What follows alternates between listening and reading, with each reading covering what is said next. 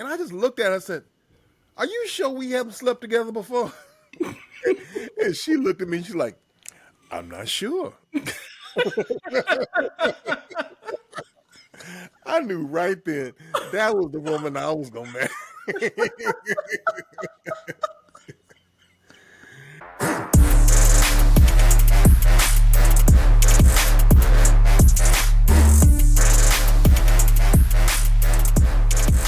What's up, y'all? Welcome back to I'm Just Trying to Stay Married Today. I'm Neil Strutter, also known as Big Daddy, and that is, don't be laughing at me. That's what you call me. Just sounds funny introducing yourself like that. You introduce yourself then. No, go ahead. Go ahead. It was just funny. Come on, we're trying to stay married today. Yeah, she always laughing at me. Half time I don't even know what she laughing at. Half the time is you. Y'all, that's Phyllis, also known as Foxy Brown. And today we are going to be talking about letting go. As far as, well, there's a couple of different ways to look at this. One of them is letting go of things that happened in the past. We ain't got a problem with that. No, but there's still stuff we need to talk about it. Okay. Because that's one of the reasons we stay married. And the other one is letting go of shit that just gets on your nerves. On your nerves. But you got to ask yourself, should I just let this go? As far as what happens in the past, we don't have a big problem with that. One, because we shared all our secrets before we got married. We didn't hide nothing. We knew what we liked, what we didn't like. We knew body counts and all that kind of stuff. We're still not clear on the body count, so that doesn't count. Neither one of us. That's probably why we compatible.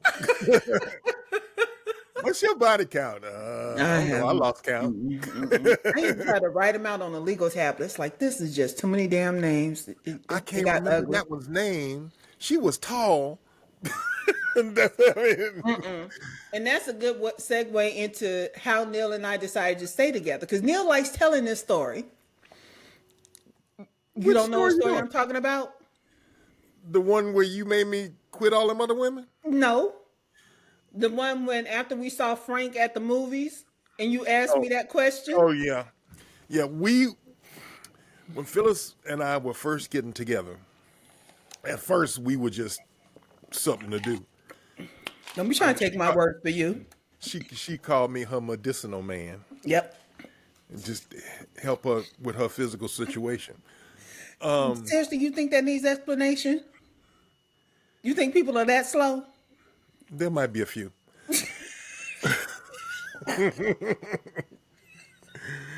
But after we started dating for a little while. Once we kind of got involved, and I realized that she was the woman who gave me the least amount of stress, so I spent more time with her. So romantical. Oh yeah. So we started going different places and talking about places that we used to hang out. I said, I used to go to this club. She said, yeah, I used to go there too.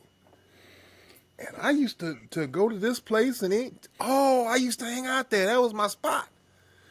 And then we started running into people that we both knew. You know them? Yeah, I know them. You know him? Yeah, I know him. I went to school with him. So we one day we bumped into a friend of ours, Frank Boyd. Frank Boyd. I don't know if he'll ever see it.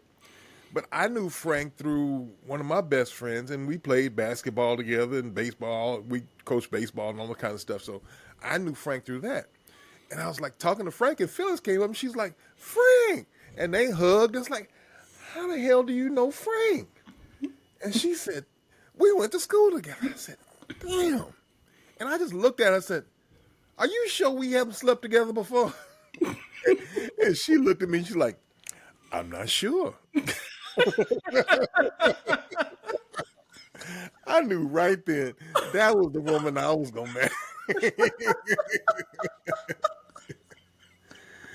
Because, I mean, We talk about everything, we shared everything, and don't have no secrets. So that is a big part of being married, knowing everything in the background, not holding anything back, and not trying to keep anything from each other. And if there was something that you didn't like, you let go of it. Or if you had something that was important to you back then, all that you got to let that shit go, because this marriage is the thing right now. And I And mean, and here's the thing, y'all. Even though we're doing this, Neil is so not a talker. He is not an emotional talker. I'll put it that. No. Neil, tell him your 4 emotions. happy, angry, hungry, horny. That's it. So when we try to have a deep conversation, I had to let that shit go because dude will not. I give you what I got. But that he bought me. Neil and I, how we got married was like I was still married to my ex-husband when Neil and I decided. I don't know who decided. We didn't propose, and we just fell into marriage. Hold It's on. crazy. Why you telling that lie? Because you're about to lie. Do not tell that story. That was a big old. We were Stop the going back liar. and forth. We spend time at her house. We spend time at my house. I said, "Yeah, we spent a lot of time together." She said, "You know what? We should just go on and live together." And I was just like, "Okay." You lie, Neil. That's I the remember. truth. Here we go. Because I remember sitting in IHOP crying because you told me I could not live with you because your place was too small and all that other shit. Don't even try it. And what did we do? Ended up living together, but still, you told me And we got a bigger place. No, We moved to the two-bedroom. No, because we were still living in the 1 bedroom. Because I remember having my office was in the corner and by the front window, in the 1 bedroom. Look how old you are, dude. We had to wait till the 2 bedroom up front opened up. We were still living in the 1 bedroom. I moved in there. And the thing about us getting married was never me and you. It was always my mama. When y'all gonna get married? Y'all always together anyway. When y'all gonna get married? That was my mama. Lie again. Well, my mom. Your mama might have been saying that to you, but she didn't say that to me. We got because at first it was the pastor, the church we was going to. He say, "I just We realized was living in sin and we needed to get married." I just found out that y'all wasn't married, and y'all need to get married, shocker. huh?" I just said, "Oh wow, shocker." No. He didn't know. But Neil, just seriously, who did you ever ask me to marry you? Nope. Did you ever ask me to marry you? No. You just told me, "Yeah, let's go on and get married." I was like, "Okay." Oh shit. Oh my goodness. I think the thing was like, because I had been trying to get divorced for 2 years, and it was just a bunch of pettiness in my marriage. There was not You wasn't even trying no more. Yeah, I just stopped trying because I was in the He-Man haters club. I was not trying to get married again, so I stopped pursuing it. And for some reason, like I said, Neil and I's relationship progressed in like 6-month increments. Don't ask me why. I don't know. It just worked out that way because I don't think we messed around for a full 6 months before we got serious. But I know once that happened, it's like we moved into the house together. We stayed in 6 months. We were in the 1 bedroom. Then we moved to the bedroom for 6 months. And I finally got into the process because for some reason I decided I wanted to marry him. And See, she decided. I decided. See, But I did not ask. no, you told me. Shut up. I'm trying to remember. Now who's old? I think it was the pressure from my mom. Because seriously, she was the one constantly telling me, y'all need to get married, and being a church girl and all that kind of stuff. I knew that. Shut up. Oh my God, I can't stand you. We just got done talking about body counts. You gonna go back to being a church girl?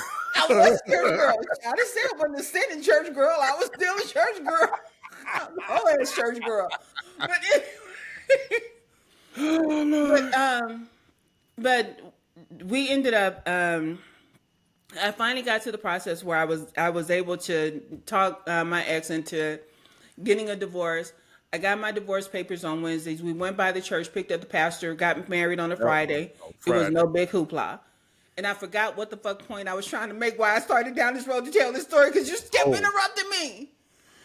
We went to the church on a Friday. The pastor just happened to be hanging around. With his wife. We walked in. We said, "Hey, what you doing?" He said, "Well, nothing right now." He said, "Why don't you come down to the park and marry us right quick?" He said, "You serious?" Yep. Yeah. So it was him and his wife, me and one of my friends. I know what I was saying. And her cousin. We went to the park and went in the gazebo and moved the benches out the way. And he said, "Do you?" And I said, "Yep." She said, "Do you?" He said, "Do you?" And she said, "Yep." And we said, "Okay, y'all is." And then we went to the big walk and had Mongolian barbecue. Yep. But what I was talking about was us moving in 6-month increments, because everything we did just kind of worked into 6-month increments up until the time we got married. Yeah.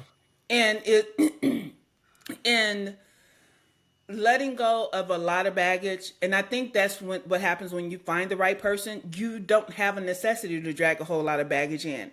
And and y'all don't know this, but yes, we met online. This was back in the Black Planet days. Neil was still in his whole mode. I was coming out of a bad marriage mode. So, but we met on Black Planet. And a lot of our conversation happened online. And we just told each other everything. So there's a lot of trust that we have with each other that a lot of people don't understand. You don't tell your husband everything. Bullshit. Now, I will tell y'all something, and I'll save this for a later episode, about when we were trying to get pregnant. I'll tell y'all that story. That's the only time I think I ever held something back from Neil. But there is nothing that I'm afraid to tell him. I don't go around hiding shopping bags in the car. I don't sneak out and do shit. We share bank accounts. I don't have a reason to hide, lie, or trust. Neil said the final nail in the coffin for him being with me was when he told me he was leaving the house to go pull a plane. And I turned over and said, "Okay," and went back to sleep. No questions. No question. Hey, I'm going meet Junior. We're gonna pull a plane today. Okay, I'll see when you get back. So we don't have that kind of. We don't have to question each other. I used to travel when I was with Fresh and Easy. I used to have to go to different cities, and my handler was a woman. So it was me and this woman traveling around the western part of the country. She never batted an eye. I was pissed off, but not for that reason. I was pissed off because I had to do Neil's job. Yeah, at the restaurant, and the farmers markets and stuff, yeah. But it never even crossed her mind that I was doing anything untoward, and I wasn't. No. And he was still friends with his ex-girlfriend, and I can't remember her name now, but she kept coming around the house. We ain't got to put her on blast. I ain't saying her name. Okay. But she kept remember her name. I was just trying to remember for my own anything. But anyway, she kept coming around the house and did not care. I would be at work. She's at my house. And Neil was working from home. No, I think by then I don't know if he had a job or not. But all I know is this one was in my house when I wasn't home. And that was not what bothered me. It was the fact that she never came around when I was there. And then this bitch told me she liked my shoes, which she should not have seen because they was in my bedroom. But she told me she liked the pair of boots that I had. And I confronted her. I did not confront Neil. Was it the red boots? It was the red boots. She probably saw them online. That's how when I met you. That's the picture you had up online. And she didn't know me like that. She wasn't trying to meet me. It wasn't hard to find. Whatever. She still was only showing up when I wasn't there. That's right. And I told her, I'm like, sweetie, I don't care if you come and see him. Y'all friends, y'all can stay friends. Don't make me no never mind. But you need to stop coming to my house all the time when I'm not there. If you're making that a habit, then you make it seem like you're sneaking. I trust him. I don't trust you. Mm-hmm. But I did not tell her she had to go, but she stopped coming around. So that was on her. Mm-hmm. I was not trying to come in between their friendships because she was his friend before I came along. And if he still wanted to sleep with her, he would have been doing that before I came along. And she wasn't one of the two that he was sleeping with. Nope. So then the shadiness was on her side. And so I approached her. And it's just like Neil being the person that he is. Neil told me a long time ago, when when you danced at the club back in the way when we used to dance, rubbing your ass on the dude and all that kind of stuff. Neil said, if you're not gonna fuck me, don't do that. That's right. So we were at my boss's house for a party. Do you remember this? I We don't were at know. my boss's house for a party. This was back when I worked at my old job, and she was this. I know it's giving me the thumbs up. She was this chick that she was very flirtatious. She was very sexual and all this kind of stuff. So the music was playing. We were in the kitchen talking, and she got up on Neil and she started grinding her butt on Neil. And I said, you might not want to do that. And no, it was Neil told me, baby, you better tell her. She said, tell me what? I said, my husband has a rule. If you're not going to fuck him, you can't rub your ass on him. She said, are you serious? I said, that's his rule, not mine. Because the thing about it, he can handle himself. If he don't know how to say no, then me telling him to is not going to change that. That's right. So it's like, I cannot hold that against him that some woman decided to do that thing. And I'm not going to lose my shit over it either. Because if he cannot check her, then you know what? It's not my place. It's not my, I have the option to leave and I have the option to put up with it. And people think that, well, you should have said something. Why? No, Because that's one of the things we let go of is jealousy. When we came in, we trust each other. And what's crazy is that people think that you're not with people 24/7. You're not. And so, even though like we seem to be, oh my God, y'all, we need a vacation from each other. Neil, I take vacations from Neil, but we are together 24/7. So when y'all hear me say I'm running away from home, trust and believe I'm always coming back, but I'm always looking to run away from home. But is even if you spend that much time together, if somebody can say I'm going to the store and go get fucked real quick, you cannot change it. You cannot stop it. You cannot police it. If you want to police it, then that's insecurity on your part. And that's way too much work. Yeah.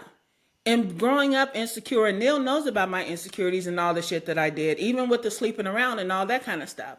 But I have never been insecure in my relationship with him.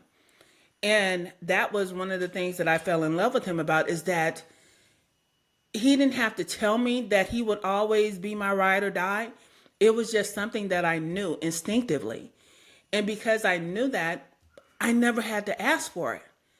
And he always made me feel safe. He always made me feel taken care of. He always made me feel these things without him saying a word. And just like with the version of Neil's story about letting go and saying that I slapped him on the back of the head and told him to let go of them other two women, y'all, totally different version on my end. But I never asked him to do that. But only thing that Neil said to me when I told him that I was having feelings for him and I was gonna let him have his two women and I didn't want to get my heart broken, he just told me to wait. And he never said anything else. But after a couple more times of us seeing each other, I just knew those two women were gone. He never told me. He never confirmed it. I never asked.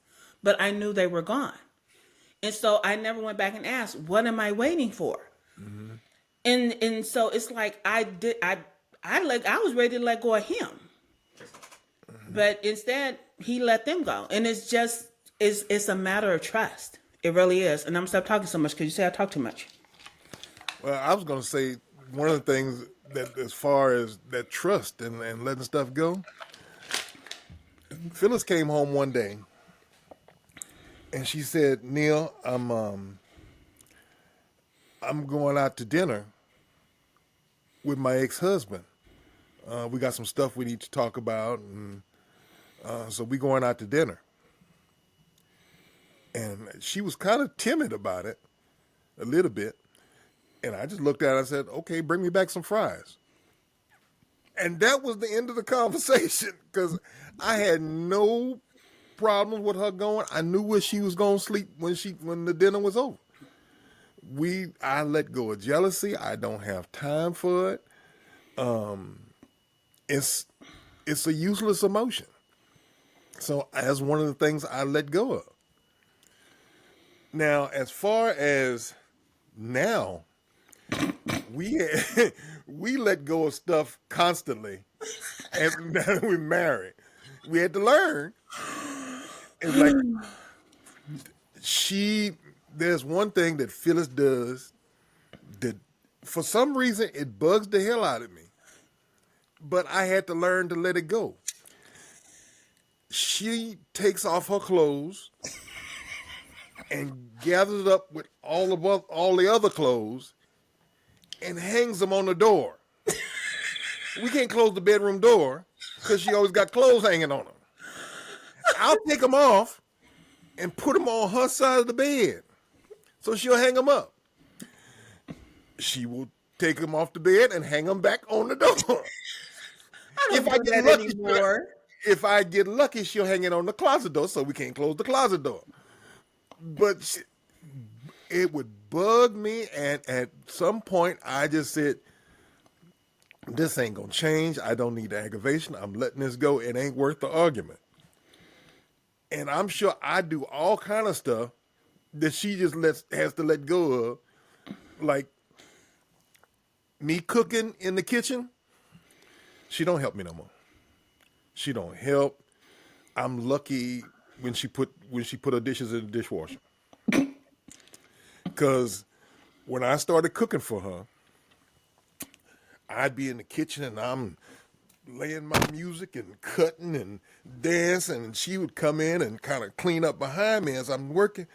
And one day she walked in the kitchen and I'm just cutting and I'm making salsa and I got the knives flying around and everything. And she looked up and she said, "Baby," I said, "Yeah. How did you get cilantro in the ceiling fan?" I don't know. She ain't clean the kitchen, sis. She don't come in. She come in and get her plate and leave. Y'all. She didn't fight. We don't fight about it. We don't fight about What happens in the kitchen, that's my business. I clean it up eventually. But here's the thing, and that is a big part of what we remember. But the thing about the clothes, when Neil and I met, Neil knows the other half of the bed belonged to my clothes until he started putting his behind over there, and then I had to find another place to put my clothes. And it went up on the door. But I had that tiny apartment, so there was clothes on the bed and on the door. Yeah. But She had more clothes in the apartment. Yes. Oh, my apartment was the size of a closet. That's why. Yeah. But now, like I say, now I bought a bunch of hooks. Hooks are all over the house so that I don't hang stuff on the door anymore. I do on occasion. I'm not going to say I totally stopped, but I know that strikes a nerve with him. So I consciously, after all these years, try not to do it. And it's the same with the kitchen. I think now, like I don't necessarily clean the kitchen, but sometimes when I get up in the morning and I make my coffee and Neil's left stuff out, I'll start putting the seasons away. I'll put the dishes in the sink. I'll pick up any trash he left. I don't necessarily wipe out the counters and all that stuff. That would be giving him too much. Don't want to set no precedents, huh? I don't want to set no precedents, no. But it's like even when he's cooking, sometimes when he gets all in his mode and he just gets focused on his food because that's his love language. I'll still go in and I'll start putting stuff away so that he doesn't have to have such a big mess to clean up. I'm not the domesticated type. I've never been the domesticated type. Neil knows when he met me, I was eating out of the pot because I didn't want to mess up dishes. We've grown. I promise we've grown, y'all. But there's a whole lot of shit you just let go of, especially if you know that person is right for you. Neil, I tell people that if there is such thing as soulmates, Neil is my soulmate. Like once we leave here, I'm still gonna find Neil somewhere. That's how tight I think we are. I don't ever see I promise you though, if Neil was to leave me today, y'all ain't gotta never worry about me and nobody else because I don't want to share no more. I barely want to share with him. No. I ain't trying to learn nobody new. Don't be twisting and touching on shit you don't know how to handle. None of that. But because I'm not worried about it. Nope. Don't come here pressing no buttons. Nope, that's the wrong one. Nope. Ain't got time for that. But because I know that, like I said, I seriously, if we decided that we could not live together anymore, we would live next door to each other because we are still that tight. It's just, you know what? I want a maid and you don't, so we got to have separate residences. Call me for dinner and sex. That's all I need. Hold on. She said, y'all might be laughing at this. My office is in the garage. I'm in the garage now. She in the house. Just so y'all know. But don't try to put that on me. She got me halfway out the door already. Won't you go in the garage? I'll let you choose. She did the Jedi mind trick, y'all. I did not. You want to be in the garage? I want to be in the garage. You're so full of shit.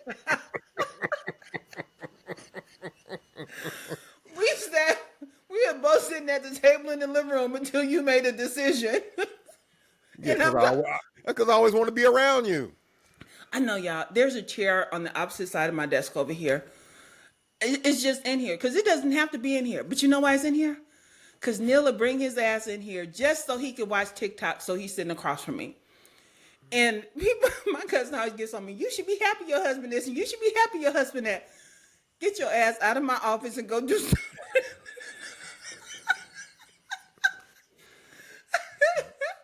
Y'all might be laughing. That is exactly what she said.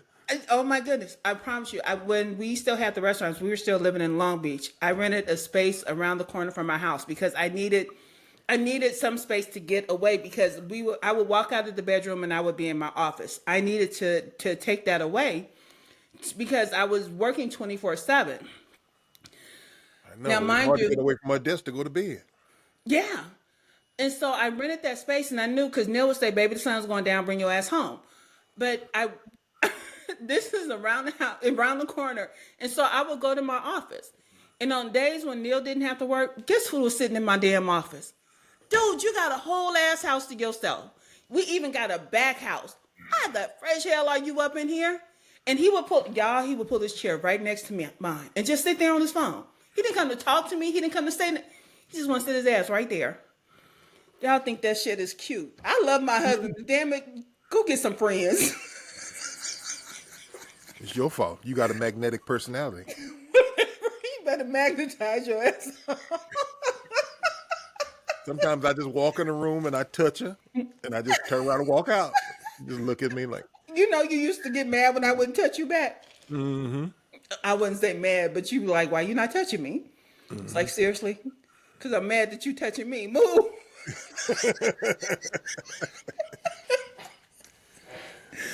Yeah. Oh, my goodness. So I think it's about time we took the horn out of our mouth. Yes, it's time to go. It's time to go. We got shit to do. Yep, we got shit to do. And I appreciate y'all coming in.